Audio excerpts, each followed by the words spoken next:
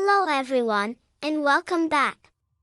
Today, we're in San Isidro Leyte for the Maisayaw Festival 2024, a colorful celebration that honors the town's agricultural heritage, especially corn, or maize in the local dialect. This festival brings the community together to celebrate the harvest, culture, and unity of San Isidro. The Maisayaw Festival is known for its lively street dancing competition. Participants wear vibrant costumes inspired by corn, showcasing its green leaves and golden kernels. The dancers perform energetic routines that tell the story of planting, growing, and harvesting corn, highlighting San Isidro's connection to agriculture. With joyful expressions and graceful movements, the performers embody the dedication that goes into every harvest season. The upbeat music adds excitement, with drums and traditional instruments creating an infectious rhythm. The creativity shines through not only in the choreography but also in the costumes, which are decorated with corn husks, leaves, and other natural materials. The Maisayaw Festival is not just about dancing, it's about celebrating the community's spirit and recognizing the vital role that corn farming plays in San Isidro's livelihood. The event also includes agricultural exhibits and food fairs, where visitors can enjoy delicious corn-based dishes. It's a time for families and friends to come together, celebrate their roots, and share in the festive atmosphere. The Maisayaw Festival 2024 is a joyful tribute to the hard-working people of San Isidro. It's a celebration of gratitude, community, and the bountiful harvest that sustains them. Thank you for joining us today. Don't forget to like, comment, and subscribe for more festival highlights across the Philippines. Until next time, keep celebrating culture and community.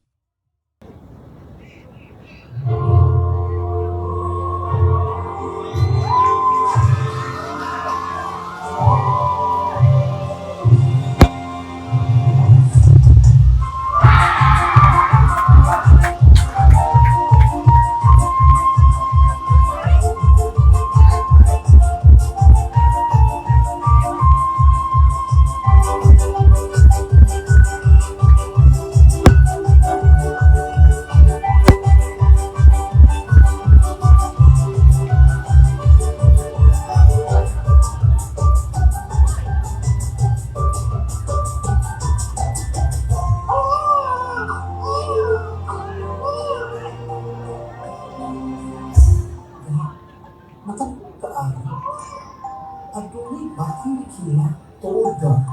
Dali, atong pangtaon. Halaga, tatagyo. Kinsa may nagbilang ani? Ga, basi mo at kinitubag sa atong mga pag-ampo ni Senyor sa Isidro Leyte.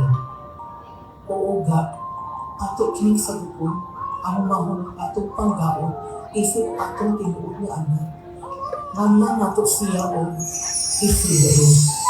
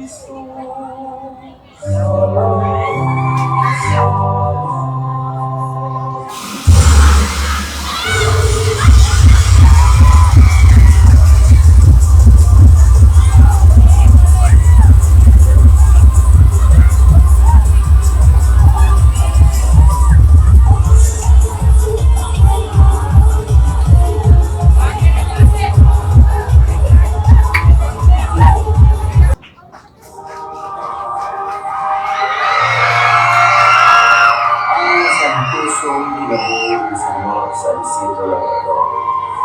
Sa kapagkukuha, alay, higit na pagturo sa Ginoo mga santos. Matasayo sa buntag, siya mabangon ng mga puyo sa simbahan, pinubanan sa iyang asawa na si Maria de la Cabeza. Maumahin siya sa pagtuma o ng iyang agalon, bibisita sa umahan o kininakiyawan, may tungkol sa ilang nakita nila. Ang mga anghel na nagtuma o ang iyang tungkol na magtubot. Ang balaan kinabuhi ni San Isidro Labrador o sa katimaan, nabisan sa ating kawanong paminahanglan, pag-apas sa mga puluhaton, kinahanglan natin unahon ang labaw ng mga katalaon. Tinamay ang dakusan katuligan, ang balaan ng Senyor San Isidro Labrador, ni katapos sa tigulos kalibutan.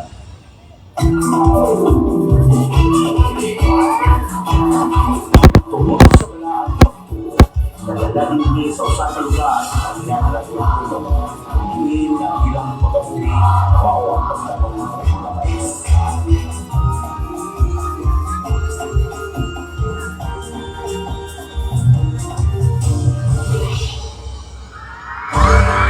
Dialog ang usapang pagkalagman, nagdang sa ang kalilisan ng buraw, o din ito ang ilang mga tanong.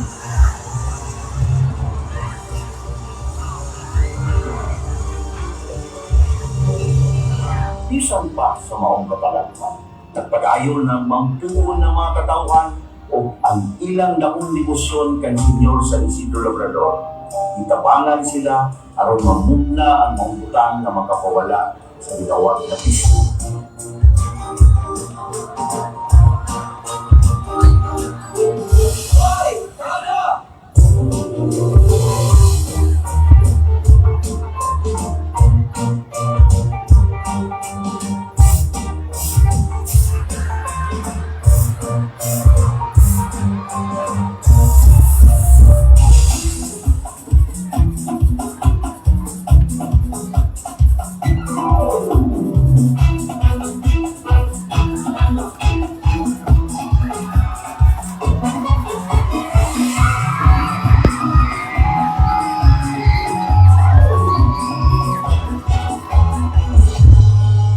Tungkol sa maundahan, magpapang pasalamat sila kay Senyor San Isidro Labrador o padayon ng ilang mahugutong pagturo o pag-ampo sa Balaan Santos.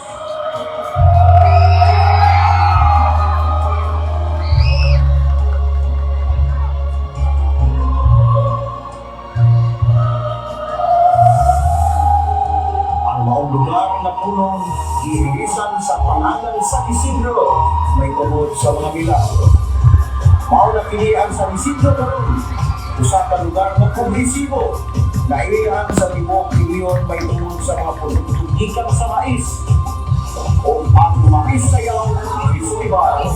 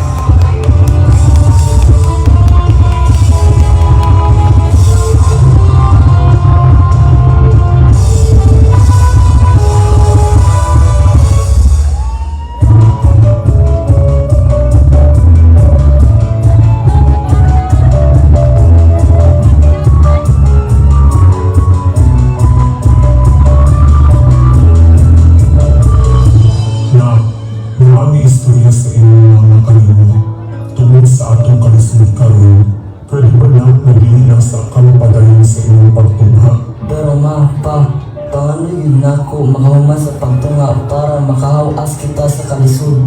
Pero na, dili man igo atong kita sa pagpananggi para sa imong pag-eskwela. Sige lang ma, pa, manita kong paagi. Kini atong mga anaanay nga mais, ato kinaghimuong negosyo. Sama sa popcorn, sweet corn, pintos o uban pa. Ako kini ibalik nga dito sa eskwelahan. Halaga, nindot na siya ng ideya.